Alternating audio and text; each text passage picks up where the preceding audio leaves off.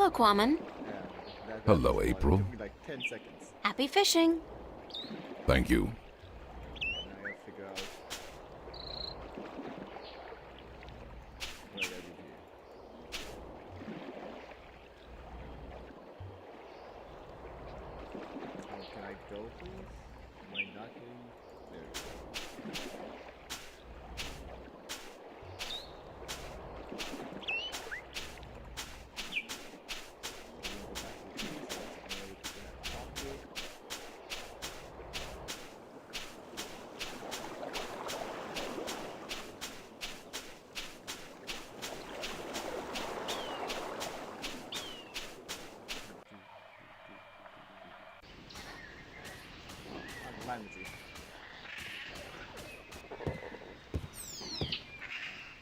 It's a big wooden crossbow, I guess. I wonder who built it and what it's for.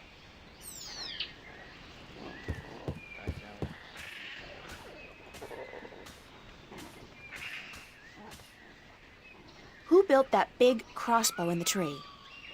I did. Well, I thought of it. And these two nincompoops gave a helping twig on the, manual side. So they built it, and you supervised. Yep, but it's not done. There are still a few pieces missing before we can blast off for Luna. Did you say blast off for Luna? That's what I said, Luna. As in the moon? The same. You intend to go to the moon using that thing? Lunar cannon. And yes, that's the plan. You guys are loonies! If by loonies you mean visionaries, then yes, we are. Okay. How come you're not working on your lunar cannon now? Because of that infernal noise is why. But Quammen has moved back to the Orlowal village. He's not going to disturb you again, trust me. Really? How the heck did that happen? Nah, I don't care. The important thing is we can work again. Thanks, lady.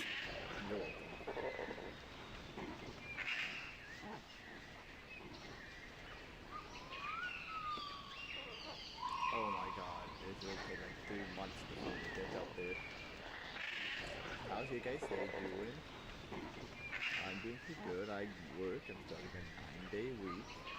It's gonna be fun.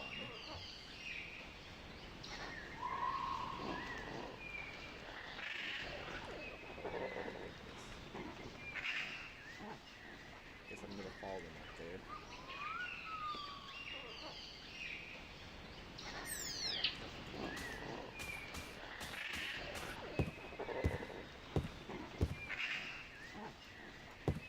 How's it going? Almost there. Oh, one tiny little problem, though. And that is? We don't have a bowstring for our, propulsion drive mechanism, Wick. what he said, yeah, we need a bowstring. Something strong and flexible and sinewy. Like what?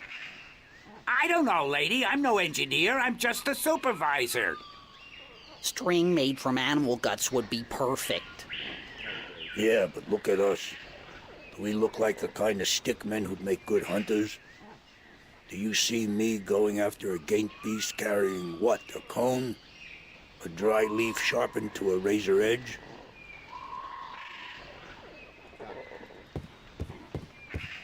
I look like a real sailor. Arr! How's it going? Nah, we're missing a bowstring. Can't finish the job without it. String made from animal guts would be perfect.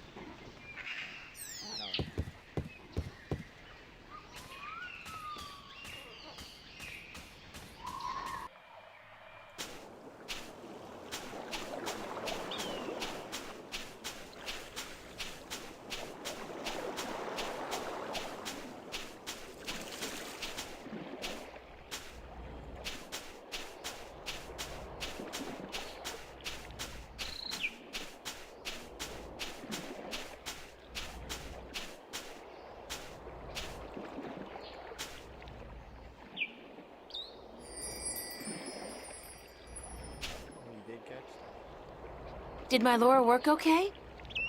It be working very good.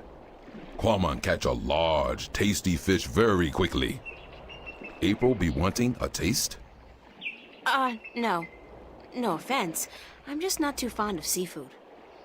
This not be seafood. It be human food. What's Quamon gonna be doing now? Quamon be sitting here until the sun sets. Then he be going to sleep. And tomorrow? Quamon be deciding that when he wakes up in the morning. Man, you got relaxing down to a fine art. Quamon not be knowing anything about fine art. He be a Philistine. I'll see you later, Quamon. So will I. Goodbye. Hey, good take about it. I don't figure I'll be needing the rod anytime soon, but I'll borrow the line.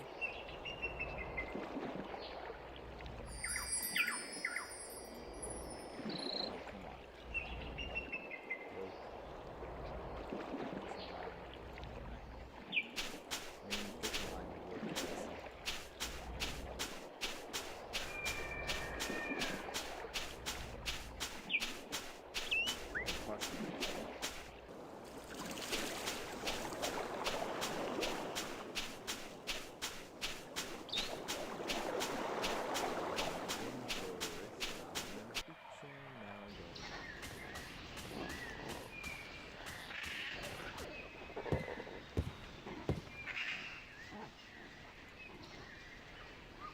I'd better show it to Wick first, or he'll freak out. Can you use this as bowstring for your, lunar cannon? Let me see that. Oh yeah, that gonna work good. Okay. All right, listen up. I got us what we need. And now we finish this damn cannon. Go to work, people. Give us a few minutes, lady, and we'll be all done. What am I doing with this side?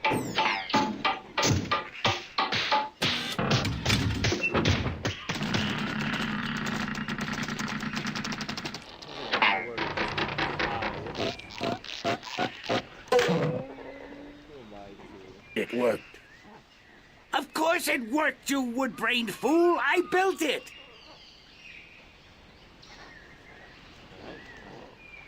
Are you done? Yes, ma'am. The lunar cannon is now ready to be tested. Well, Well, what? are you gonna do it? Do what? Test the cannon. Me? And get myself killed? I think not. But go ahead, be my guest. I don't think I'll fit in there. That ain't my problem. Oh, is this what I use this for? According to Wick, it's a lunar cannon. Apparently, Yup, it's the powerful cannon enough is to send a done. stick man to the moon. I feel Oh, like sleeping sure, for in a a Jules year or Verne novel, two. perhaps. I had two Hey. things like this. All done. And Wick did absolutely nothing. As usual, aside from shouting a lot and kicking mine and Woody's arse. Can I test the cannon? Be my guest. Okay. Is this not how I test the cannon? It's the stickman's lunar cannon.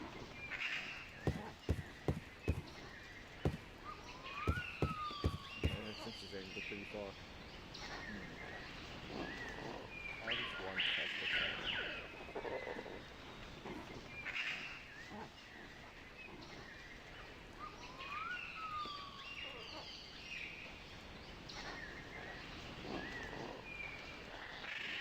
It has to be this one.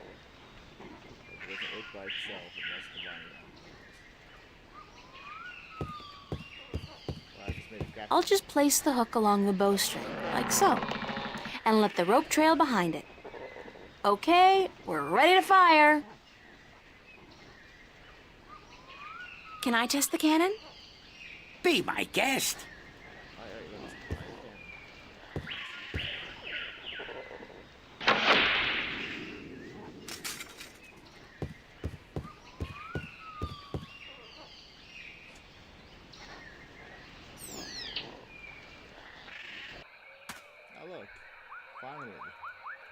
came here to do.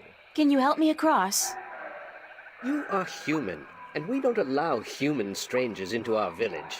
If you wish to trade, let us know where your ship is anchored, and we will send traders to you with our merchandise. I don't have a ship, and I didn't come here to trade.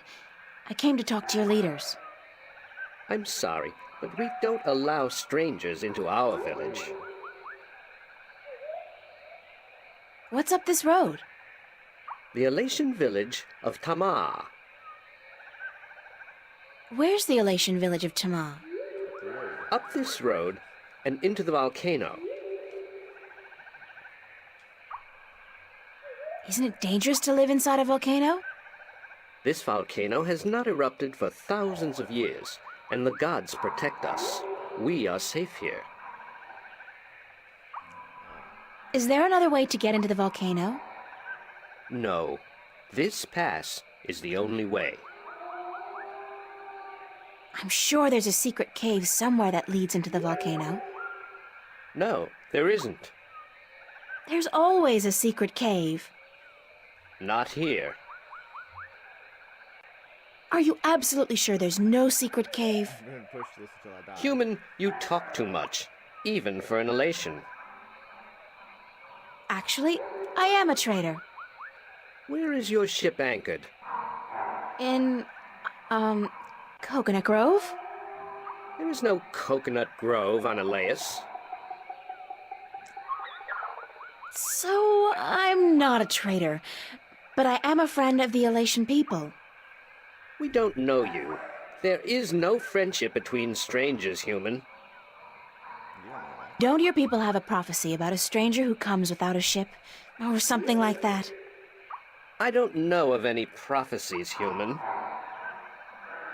What kind of prophecies do you know about? We don't tell our stories to strangers. Oh my god. Thank you.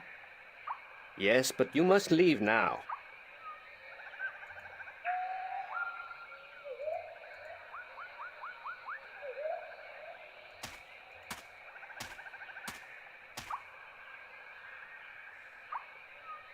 I have written. That's the last of it, fortunately.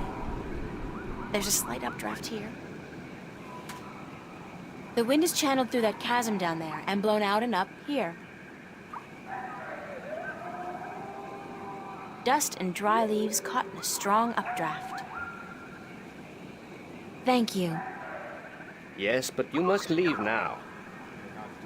Dust and dry leaves, dust and dry leaves caught in a strong updraft.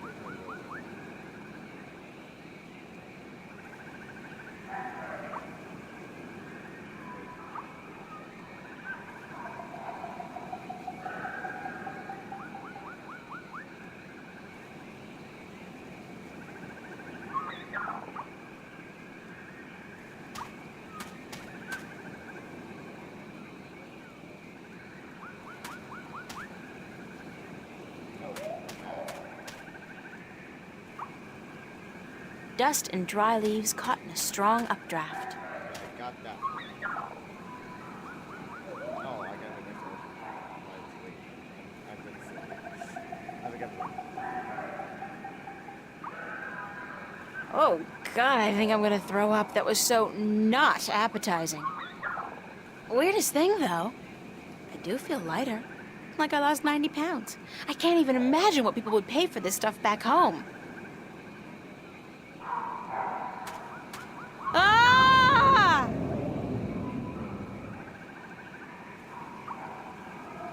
Now the warrior stabbed you with this shovel through it. Human, you flew across the chasm. You don't have wings, but still, you fly like the elation. Believe me, I'm as shocked as you are. Are you the Windbringer? What's the Windbringer? It's a prophecy amongst my people. Of course, there's no escaping the prophecies. It's said that someone not of the elation shall come among us to float on the wind like an elation, to learn our stories, to bring the wind back to us, and to bring us into a new and happier age. That's Is that all? You know, I'm starting to forget how simple my life used to be. Family, friends, grades, boys, no prophecies, nobody looking to me for salvation. I don't understand, Windbringer. You should speak with our teller up in the city. She'll be wanting to see you, I'm sure. We've waited for the Windbringer for a very long time. The teller? Thanks.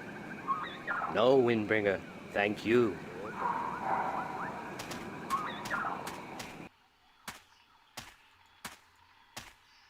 Hello. Good day, stranger. What would you hear among the elation? I need to speak with the teller. The teller?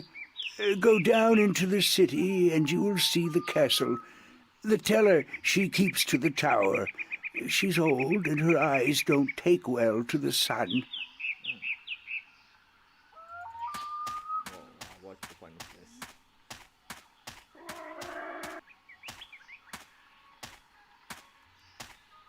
It's a little elation girl. Why is he perched on top of that pillar? Halt! Who would visit the teller? My name's April. And what would you with the teller, human? I'm not sure, but I need to speak with somebody in charge. The teller is our teacher and our mother, but she will not speak with foreigners who walk into our city. And how, pray tell, did you get here? The road is closed and guarded. It's got to be my female charm. Wow. It will not work on me, human. Please, leave our village and return to your ship. Halt! Who would visit the teller? I'm the Windbringer. The Windbringer? You are not the Windbringer.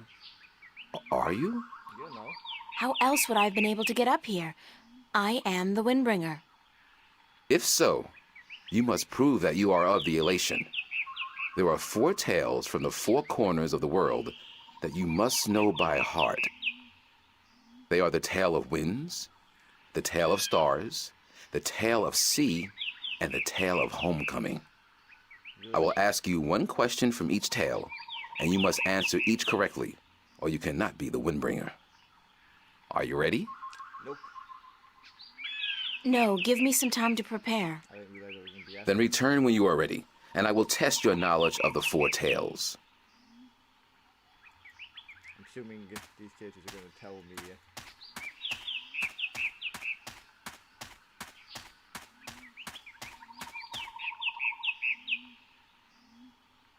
Hi there. What you doing? Playing? Yeah, what are you playing?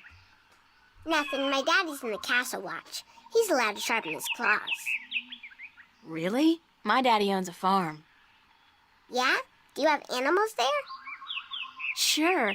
He has some cows and some horses and... What's cows and horses? Well, cows are big, brown, fat animals with 4 legs and white spots.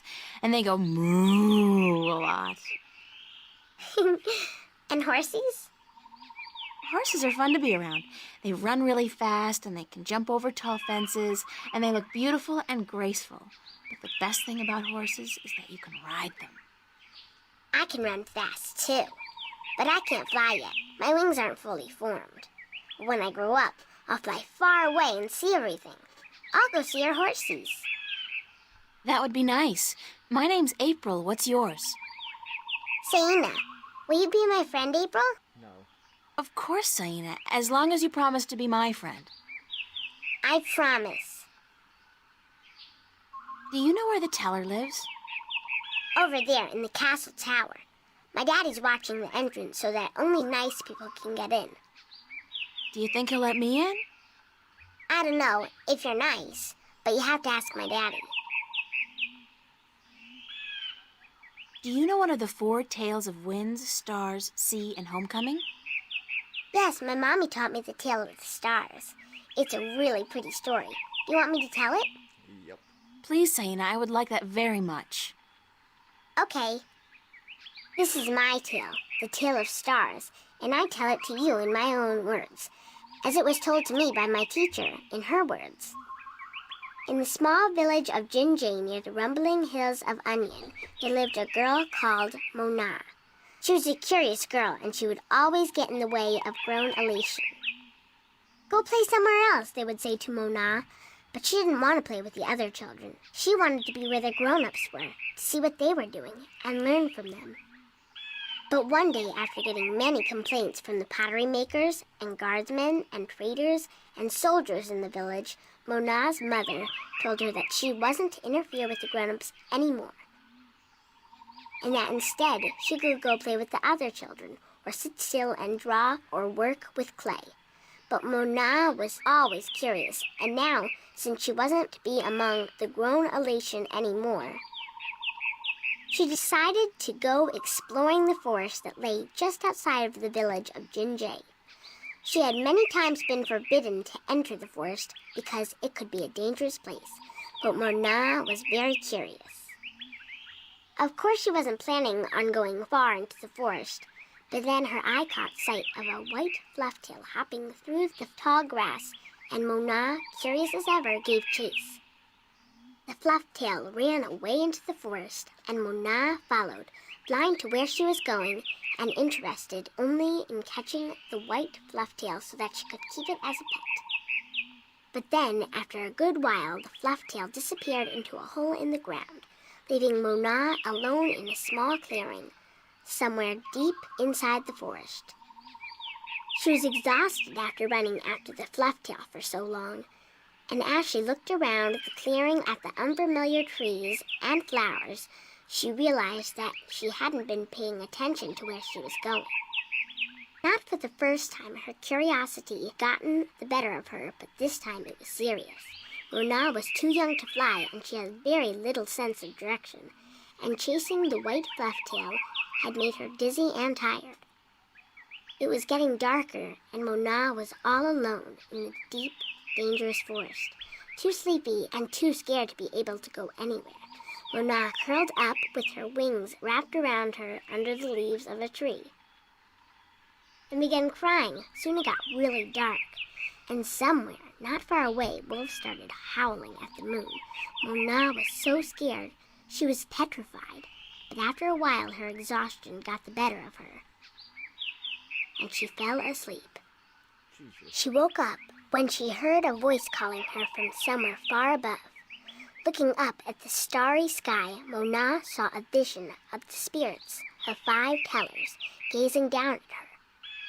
"You have let your curiosity lead you astray," said one. "You are lost, and you deserve to be lost," said another. "Poor little girl," said a third. "We will help you home," said a fourth. "But remember this," said the 5th spirit.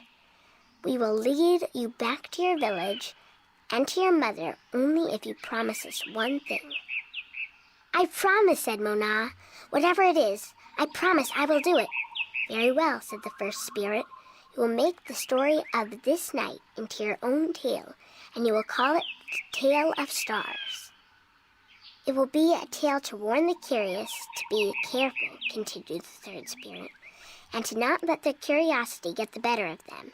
And," said the 2nd spirit, "to remind the elation that the spirits of their tellers watch out for them when they most need it." And so the spirits of the 5 tellers guided Mona through the forest, and by dawn she was home.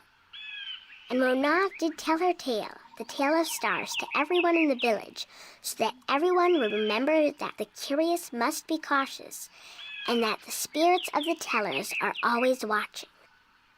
This was my tale, the Tale of Stars, and I told it in my own words as my teacher did to me. That was a beautiful tale, Saina. Forever. Thank you. Where are the other children in your village? Oh, they're in school now. And why aren't you in school? Because I'm ahead of everyone else. I'm really smart, you know. I'm the only youngling to have learned the first tale this soon. So some days, I get to do what I want. It's a little boring, though. I wish I was in school. At least there I could sing and play and jump around with all the other children. Why don't you go to school anyway? Because they say I would just distract the other children who are still learning their first tales. It's not fair. I mean, I get to play by myself and everything, but that's not fun all day. And my mommy's working on her pottery at home, and she doesn't want me disturbing her because she might make a mistake. But the day after tomorrow, I get to go back to school because then we're going to learn some more flying lessons. They're always a lot of fun, and I'm getting pretty good at that too. That's good. I bet. I wish I had wings like you do. Yes, they're very good to have when you fly. Have fun, Saina. Are you leaving? Yes, I'm sorry, but there are some things I have to do. Grown-ups are always too busy. Yep. Tell me about it. Hello. Be careful, don't come too close. I'm almost done with this pot. That's what she said. Sorry. Are you here to buy pottery? I didn't think traders were allowed up here. No, I came to speak with your teller. Really? I didn't know the teller spoke with anyone from the outside. You must be a very special girl. You have no idea. Supposedly. My name's April, by the way. Nima is my name. Nima of Ta'ama, the only Elation village on Alace. I like your pottery. It's our craft. That and storytelling. But storytelling can't buy merchandise or food. You don't know that. I know a lot of people who live by telling stories, although I guess that's kind of different. They are lucky then. Not that I don't enjoy making pottery. It's good to feel the wet clay between my claws, to shape it into whatever I wish. It's almost like creating a new life, I think. I don't have a husband yet, so I haven't tried. Have you? Do you have a husband and children? Like 5. Neither, thank God. I don't think I'm ready for that yet. I was 18 turnings this spring. I'm ready for a husband, but I've yet to court anyone who could make me soar on the winds. I think the men of Ta'ama are dull and timid. What about the guard on the road below the village? He's our age, isn't he? Isam? He's quite pretty, and his wings are big, but I don't think he likes me. He never looks at me or talks to me. That doesn't mean anything. He could just be shy. Maybe you could talk to him, find out who he likes, but don't say I sent you. I will. Sure, I can do that. Thank you, April. Do you know one of the 4 tales of winds, stars, sea, and homecoming? I had to learn the tale of homecoming. It took a long time, but I think I got it now. I'm better with pottery than I am with the tales, unfortunately. Do you want to hear it? Please. Very well. This is the tale of homecoming, my tale, and I shall tell it in my own words, as told to me by my teacher, in her words, and by her teacher in turn. Moran was a handsome young Elation man with strong wings and a hardy beak. He lived below the white cliffs, where the water was salty and the fish plentiful.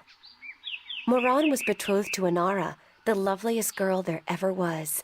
She was fair and slender and tall, and her eyes were the clearest shade of blue. But Moran was hesitant to enter into union with Inara, to become her husband and to give her children. He would always come up with a new excuse for why they had to wait a little while longer. Now, Inara was skilled at pottery, but even more so with stories, and the teller of the village had many times asked Inara to be her apprentice, to learn all the tales, so that someday she could take over as the teller. But Inara refused, knowing that if she did accept the teller's offer, she would never be able to marry Moran, because a teller cannot have a husband nor children of her own. Her refusal to become the teller's apprentice was unheard of, because who could refuse such an honor? But to Inara, love was more important. Her love for Moran was beyond honor, beyond reason. But despite Inara's love, Moran was still hesitant. And then one day he told Inara, "I am traveling on a pilgrimage to the far shores. I will be gone for some time, and while I am traveling, and in accordance with our traditions, I will be freed from our betrothal. Not until I come back will the bond between us be renewed." It was not unusual for a young Elation man at that time to go on a pilgrimage, and the bond between the betrothed would often be cut while he was away, to be formed again upon his return. But Inara was heartbroken because she had thought that Moran would soon want to marry her. When Moran saw her tears, he said to her, "Do not weep. When I come back, I promise I will marry you. Just wait for me and stay with your pots to make the time pass quickly." And then Moran left on his pilgrimage to the far shores. Many years went by, and Moran had exciting adventures on the far shores. But by and by, he began to long for home and for Inara, and now he had finally realized that he loved her and that he wanted to marry her. But when he returned, he could not find Inara amongst the pot makers. He went to visit her family, and they told him that after waiting for many years, Inara accepted the teller's offer of apprenticeship. And that when the teller left on the last wind during the previous winter, Inara herself became the new teller. Angry, Moran made his way to the teller's nest, and when he saw Inara, he said to her, "You promised me you would wait." But Inara did not say a single word in answer. She just turned around and lifted something wrapped in leaves from the cot behind her and gave it to Moran. Moran unwrapped the package, and inside he found an old pot, cracked and broken in two. "What is this pot?" he asked. "And why did you not wait for me like I asked you to?" And finally Inara spoke, and she said to Moran, "I made this pot for you, my dear Moran, when you left, because I wanted it to be my marriage gift to you. But when many, many years passed, I finally realized that you did not love me the way I loved you, and to live hoping otherwise would be death." "But I want to marry you," cried Moran. "I came back." But Inara just nodded at the broken pot in Moran's hands and said, "Like an old pot that is left without care, a heart may break in two, and a broken heart can never be mended." And so Inara turned away, never to speak with Moran again, and Moran's heart, like the pot that was left untended, broke in two, because absence makes a heart brittle. This was the tale of homecoming, my tale, and I told it in my own words as told to me by my teacher, and as I will tell it to my student when the time comes. Thank you, Nima. You're welcome, April. Okay. I'm not gonna remember any of these stories, so...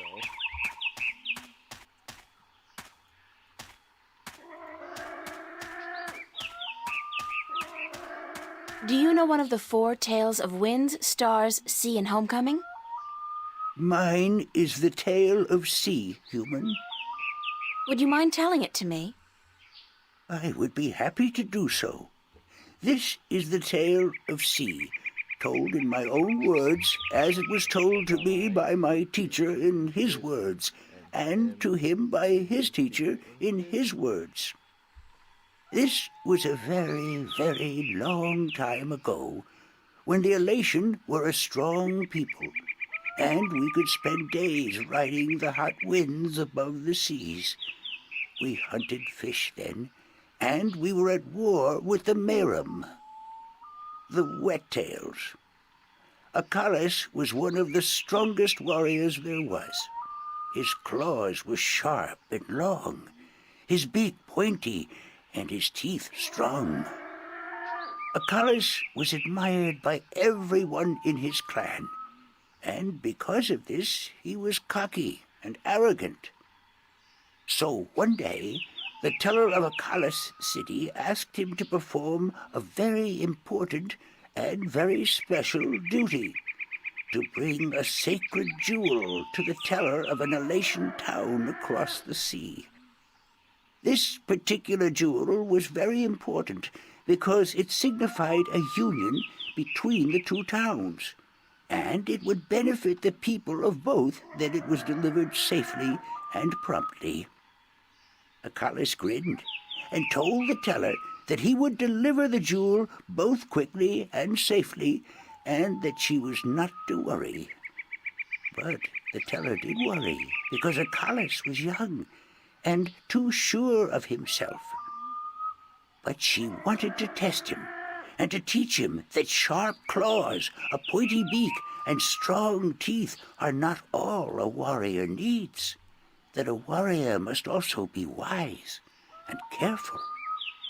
So Achilles set out across the sea on his flight. It was on the fourth day that he spotted something in the water that caught his attention, and forgetting his duty and following his curiosity, Achilles dived towards the water to investigate. When he came closer, he saw that there were merum in the water, foolishly hunting close to the surface, and Achilles saw an opportunity to again prove his might as a great warrior to his people, and to capture the fins of a few wet-tails. But this time Achilles' arrogance got the better of him, because the merum had set a trap. As he dived towards the merum with his claws, a spear shot up from the water to hit him. Achilles struck the water and dropped the jewel he was carrying, and it was all he could do not to drown. Achilles was bleeding, and the merum were grabbing onto his wings and his legs, but he fought bravely, and finally he managed to escape. But even though he now lived, he was dead inside, because the shame of losing the sacred jewel would always be with him. Achilles could not return to his village, because he had neglected his duty to his teller and to his people, and so he went away to a small island where he could be alone. To himself and his people, Achilles now became the lost one.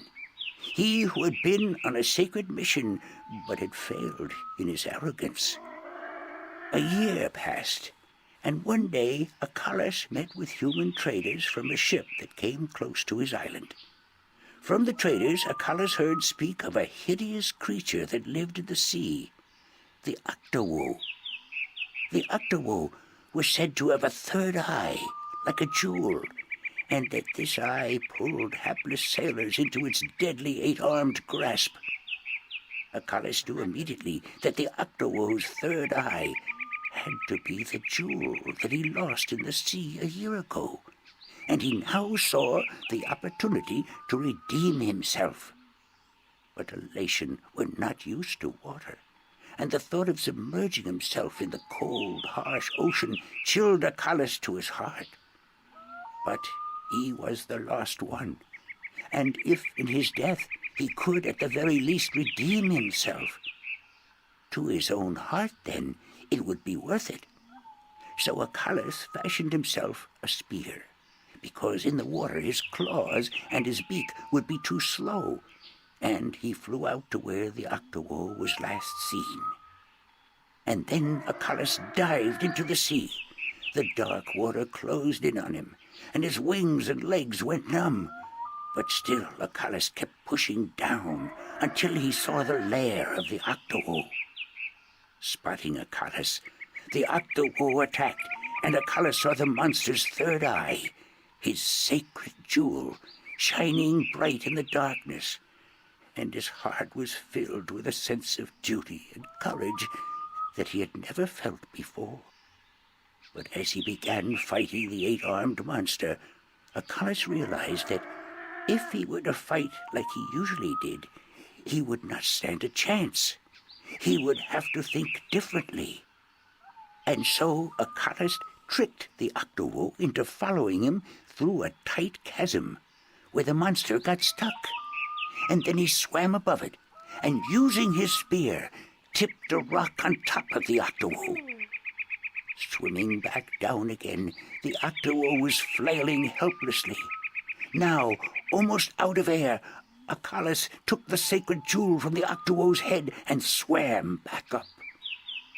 Finally, Achilles could deliver the sacred jewel to the town across the sea, and upon returning to his village, he went to the teller, bowed his head, and said, "Forgive me, teller, for in my arrogance I thought I could do everything.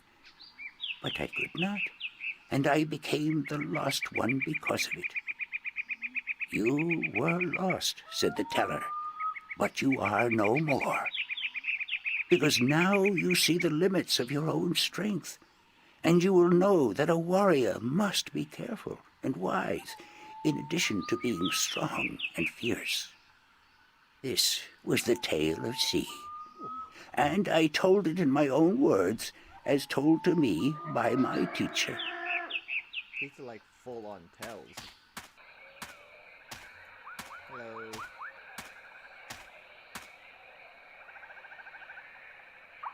So, Isam, that's your name, isn't it? Yes, Isam of Tamar. A good-looking guy like you must get a lot of attention from the girls, right? Are you asking me for courtship? Me? No. Wings don't do anything for me. No, I was just thinking, maybe you had your eye out for somebody special?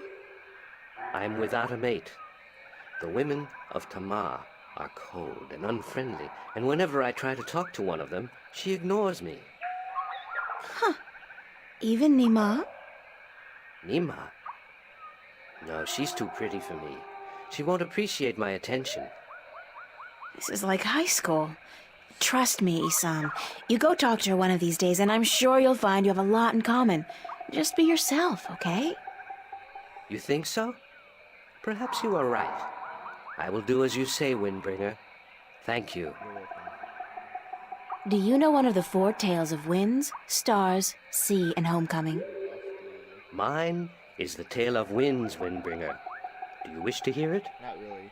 Very much. No, I guess Then I shall tell it. my opinion's This is the tale of winds, my tale, and I pledge to tell it in my own words, as told in turn by my teacher. In the village of Qaran, in the mountains of tall winds, there lived a young Elatian woman named Iwana. Iwana had one desire above all others, to soar higher and farther than anyone else.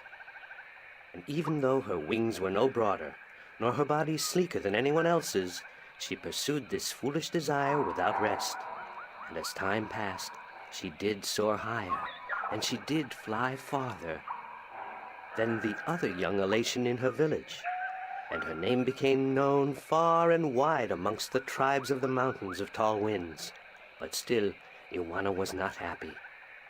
She was not happy because, in her vanity, even though she was a better flyer than almost everyone else, and to her eyes, she was still not good enough. She wanted to be so much better than anyone else that she would be remembered for all time as the best flyer amongst all the Elation.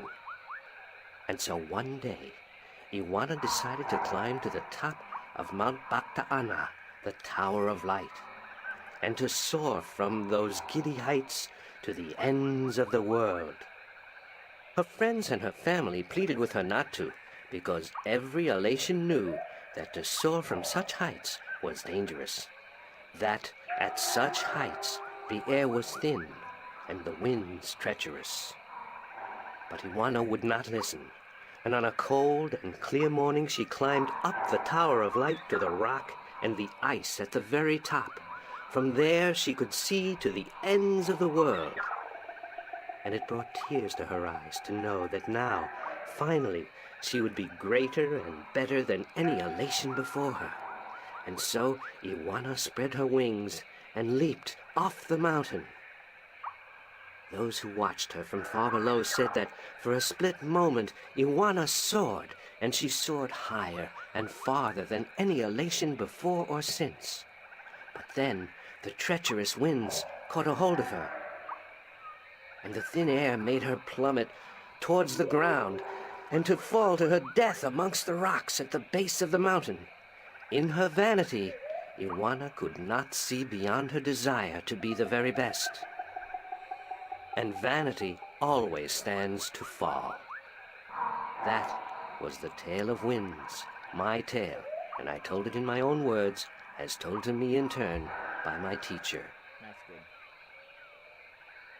No, I'm done. I don't remember any of the stories, even the one I just heard, so.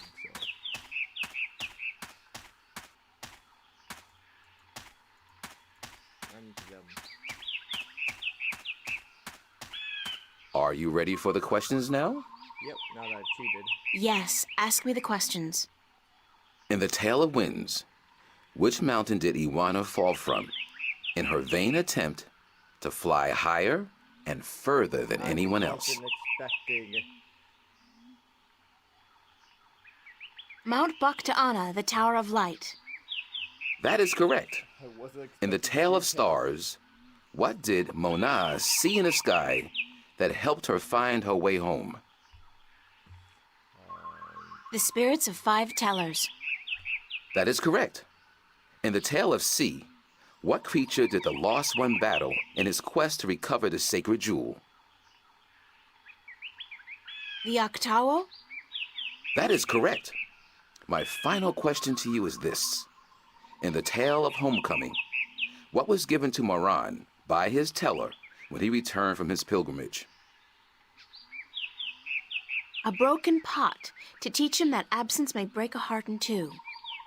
You have correctly answered all my questions, and so have proven your knowledge of the 4 tales. You are the Windbringer. You don't know that. The teller would see you presently. Hello. Come closer, human. Closer. I cannot see your face. Closer still. Come sit here by me. Jesus. There you are. You see, my eyes are not what they used to be. Ages ago, I could spot a ladybug crawling up a straw of grass from 15 tree lengths up. Now, I have a hard time seeing my supper. But my ears, balance be praised, my ears, they are as good as ever. I could hear you outside, learning the tales my children tell. You are a good listener and a fast learner. So you knew They were interesting stories, and your people told them well. That is what we do. The elation are the keepers of the tales, and I am their teller, the one who must know all the tales told since the day we came to this world. How can you do that? How can you remember every story ever told? The secret is to tell them often and to tell them in your own words, not the words of your ancestors. Doesn't that mean that the stories change with every generation? Yes, as all tales must. Change is important. Otherwise, the tales will have no meaning to us. They will just be words, and we do not care about the words. We care about what the words tell us. that's true. How long have your people been telling stories? Since the beginning, human. Since we came to this world a long, long time ago. You're not from Earth? From Arcadia? Not according to our tales.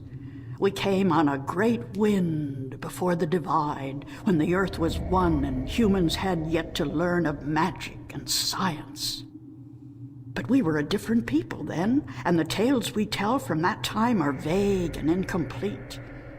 Like myths and legends, the younger elation pay little attention to these tales.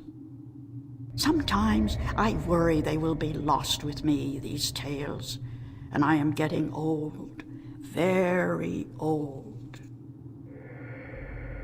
I came to you to find answers to some important questions. Ask, and I will try my best to answer. Have you heard of an ancient god or dragon that lives beneath the sea? Once, long ago, when my people lived in harmony with the Merim, there were stories of an old god worshipped by the Merim who resided deep in the darkest depths of the ocean. According to legend, the old god had once brought the Merim into their realm, into the ocean, and he was now sleeping, resting before the journey back. Back where? To a great ocean amongst the stars. When the time came, he would gather the Merim and bring them home with him, back to their world, to their ocean. Strangely enough, we have a similar tale. It is said that the great wind that brought us here will someday return to bring us back to a place where we can soar forever on warm winds. Like heaven. In a way, perhaps, but without the need for any of us to die. The great wind will just sweep us up and carry us away. Every evening before I go to sleep, I recite this tale to myself. It is a comforting one. What do you know about the Dryac kin? Kin are numbered 4, or so our tales tell. 2 in this world, 2 in the other. The mirror world, the white and the blue, the red and the green. Do you know where they are? No, the tales never say. The kin are elusive. They keep to themselves. I have never seen one myself, and I doubt any of my kind has. The tales do say that our past and our future are tied to the fate of the kin, but how I would not pretend to know. This is one tale that is yet to be told. Do you know anything about the Guardian's realm? This is human business. Would you not know more than I? Your people are the keepers of the tales. You remember more than humankind has forgotten. Please, I need to hear what you know. That is very little. The Guardian's realm is home to the Guardian in his tower. No one is permitted within except the Guardian who was, the Guardian who is, and the Guardian who will be. And of course the Dryac kin, who were instrumental in its making. Have you ever heard of the existence of a hidden entrance to his realm? Oh, yes. Yes, I have heard tell of such a thing, though I would not know where it is. I gather that one of the kin may be able to tell you. Thank you. I don't have any more questions. I am glad I could help you with some answers. I'm the Windbringer. I know you are. It's strange to me to hear those words spoken. I did not think they would be in my lifetime. But here you are, standing in front of me as real as the sky is blue. I'm sorry I have to ask, but what is it that the Windbringer is supposed to do for you? I did not expect you to walk in here and have all the answers, child. The balance has both blessed you and cursed you, and it has sent you here to do what it wills. The Windbringer is said to be the first sign of the great wind that will take us away from here. For a long time, the Elation have lost the strength they used to have. Our bones have become weak, and our wings fragile. Where we used to be able to soar for days on strong winds, we are now using our legs to walk rather than fly. Why this is, we do not know. 10 yen. You know of the reason for this? I'm just guessing, but it makes sense. Go on. The tales also say that the Windbringer will unite us with our past and end the age-old strife. I know. You must make peace and be reunited with the Merim. You share a common ancestry. I have always thought we did. The tales were too similar, the signs clear. But my people, they will have a difficult time understanding why and how this can be. If you don't, both the Elation and the Merim will die out. When war broke out between your people and you were forced to move up into the mountains, it compromised a precarious symbiosis. A substance called tanyan was abundant where the Merim and the Elation lived in close proximity. It brought fish and heat and light to both your people. But now, living up in the mountains, your way of life, your diet, your customs and habits, they've all changed. And that's probably the cause of your brittle bones and fragile wings. Then we must make peace with the Merim and restore the balance between us, so as to strengthen us both and prepare us for the journey that will surely come soon. When our sitting is over, I will speak to my people, and I will elect one representative from the Elation to meet with the Merim in the place of your choosing to open a dialogue. I guess it's time for you to talk to your people and for me to make arrangements with the Merim. Where do you wish for our meeting to take place, Windbringer? You want me to decide? Well, I know. Send your ambassador down to the ancient caves by the beach. Inside, there are remnants of an old Elation settlement and a Merim city. It's a good place for your two people to meet, don't you think? Yes. And could you ask if they would bring their half of the stone? The stone? You have the other half? Of course they do. We have held on to it for centuries, knowing that someday it would be of use to the Windbringer. It will, trust me. Then we must make haste and arrangements. It is an important day, so let us not waste light. Go and wait for my ambassador in the caves.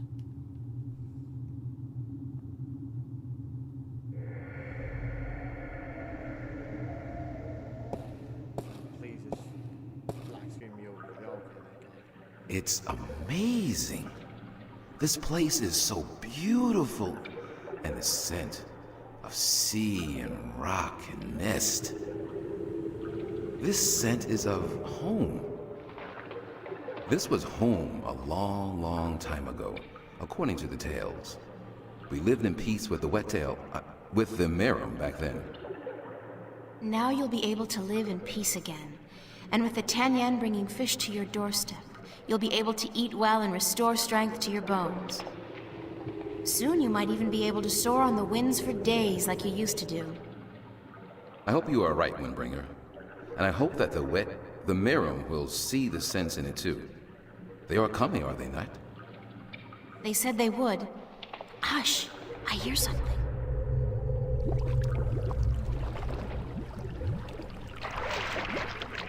We are here, Water Stiller, as was promised.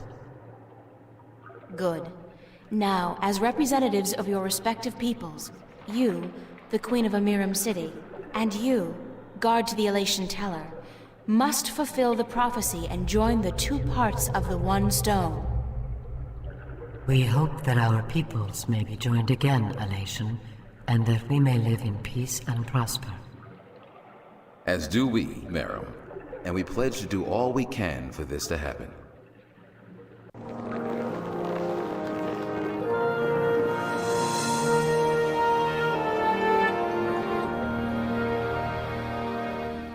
The stone is now whole, Windbringer, and the Elation and the Merum once again be as one. You may take it with you. Thank you. The both of you. Come now, April, and we will take you to our sleeping god. May his wisdom guide you and lead you down the right path.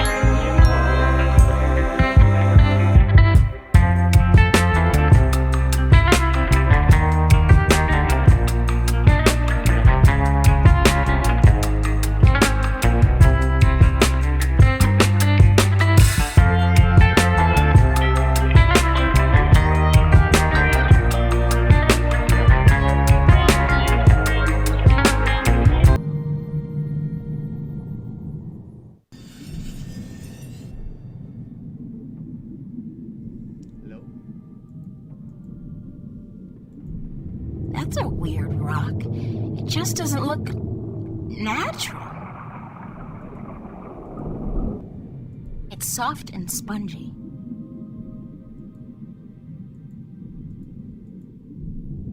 It's some kind of organic sensor. Feels more like a shell than a rock. I don't think it's a rock. I think it's alive. It's a large shell. I wonder how deep it goes and what it contains. Hello? Is anybody in there? Spooky. Well, I guess it's an invitation of sorts. Come on. Don't get crushed. There's air in here. And it's dry. I swear I'm never taking a bath again. I know you. Oh, hi.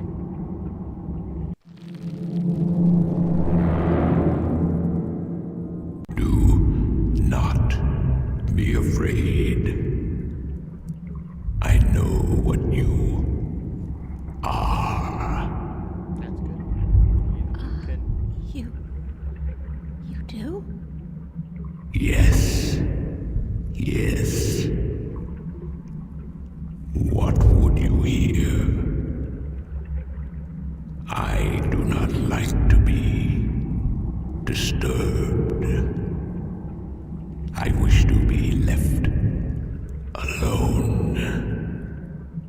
I wish to rest until the day of ascension. I'm sorry to disturb you, but I need some answers.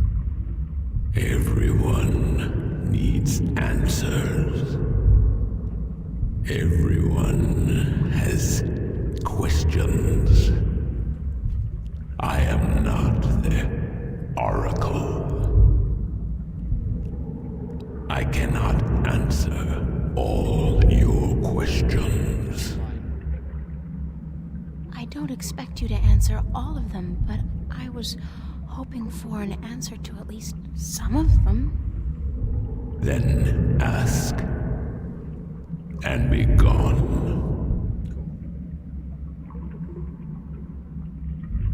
I'm looking for a jewel called the Dragon's Eye.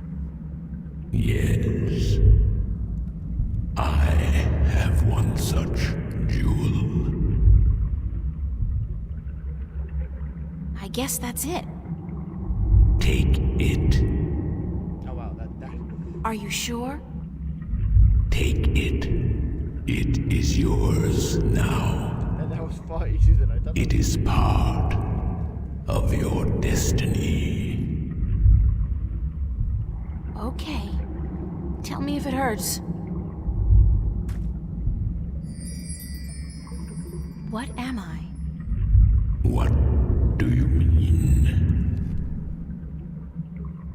You said you know what I am. What am I?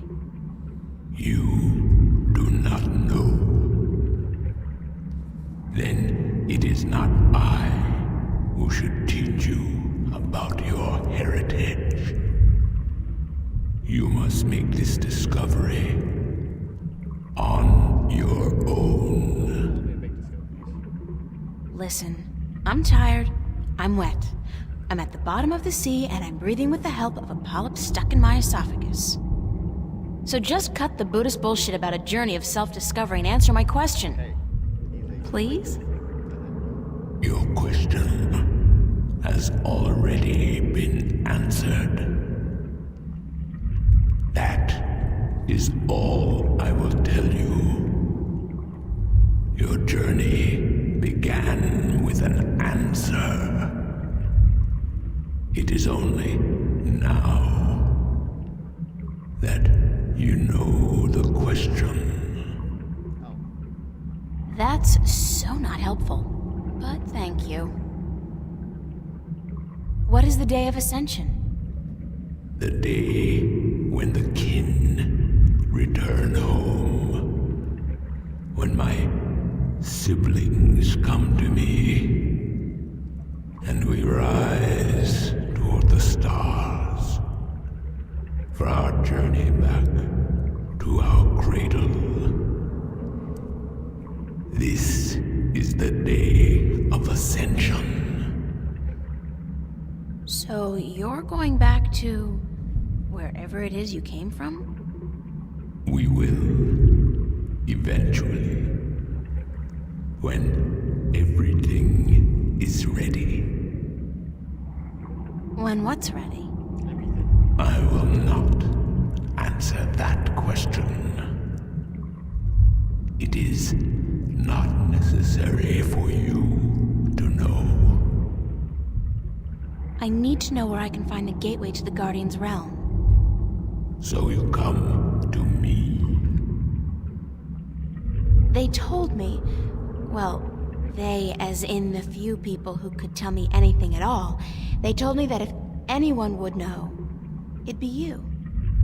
I know. When the earth was divided, there was a doorway left open where the tower was built. But it's moved, hasn't it? That spot. When Stark and Arcadia were created, that spot moved somewhere else.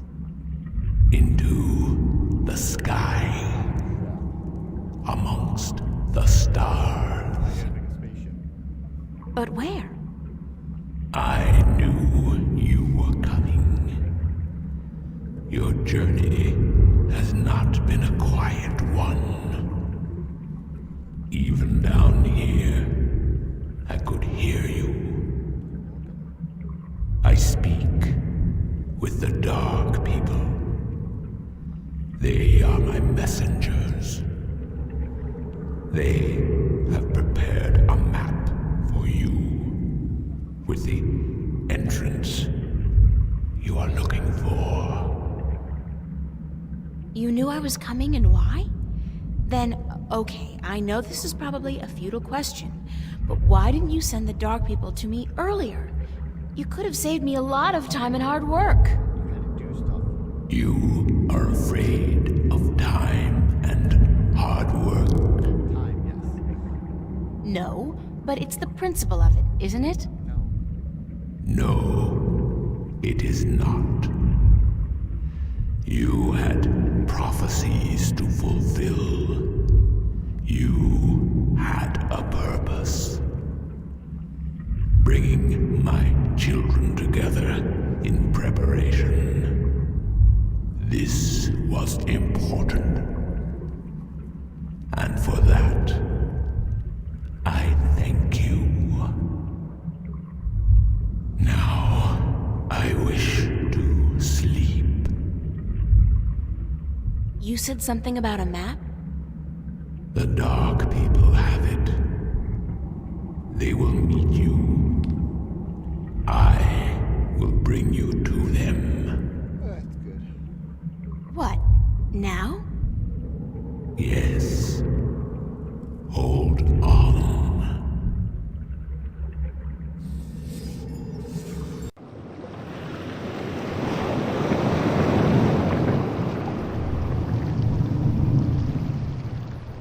He looks completely different. Wait.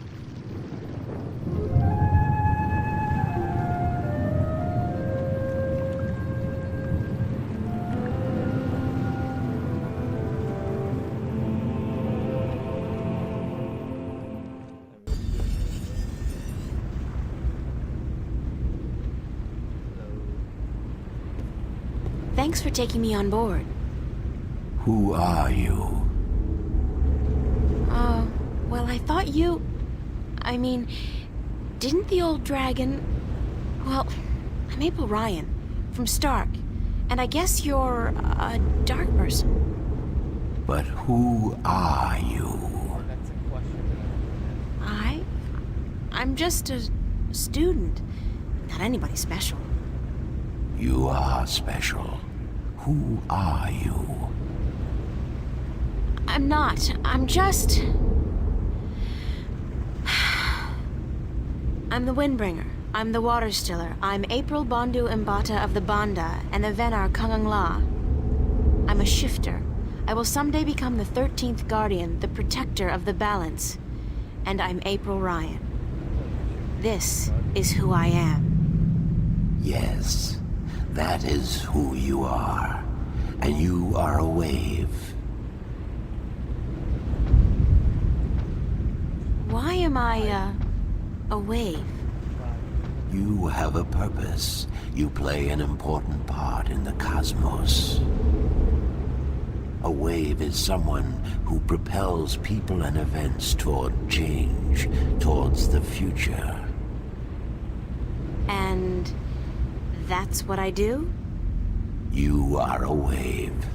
There are ripples from your passing, and they spread wide and far. Those ripples will never die down. The worlds will be changed by your journey. You're telling me that everything I do affects the universe? Yes, everything everyone knows. You cannot escape it. You are a wave.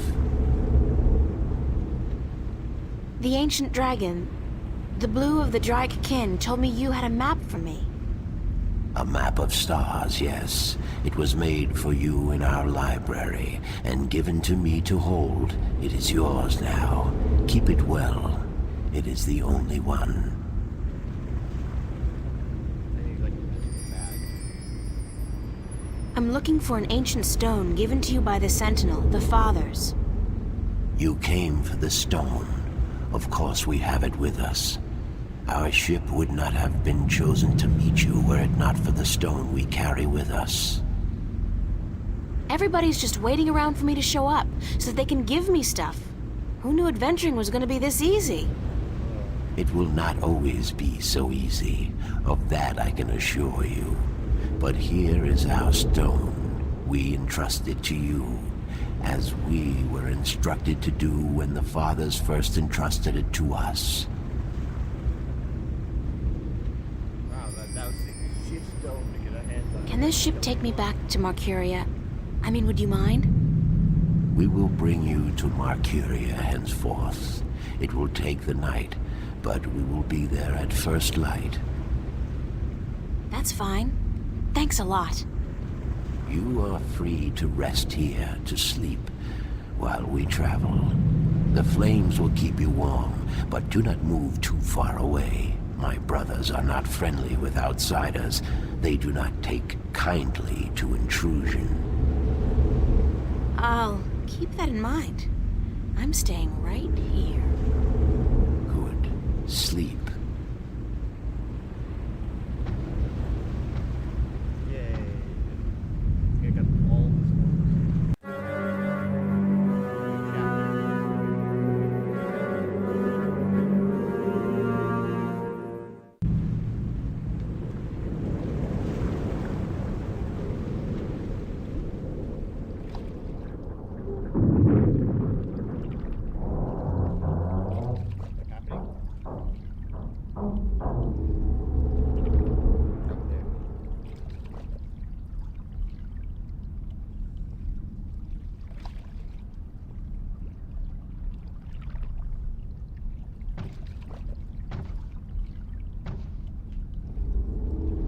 Did you sleep? Very comfortably, thanks. Where are we? In the Qarea harbor. But there are barely any ships here. I do not know why. We must leave you here. We have other business. Carry your wave into the future, April. Thank you. Whatever that means, I'll try. Bye. Have a wonderful time. Oh, wow. Where did all the ships go? They're gone. This can't be a good sign. I mean, duh. The city looks strangely quiet and deserted. And the sky, those are not ordinary clouds. They look more like smoke. What's going on here? Ward. Alright, let's look at all this diary stuff that I haven't done. Boop. Crowd of people. Saturday afternoon. August 5th. Let's save. And that will be it for today. Thank you for watching. If you enjoyed, like and subscribe. If you didn't enjoy it, like and subscribe.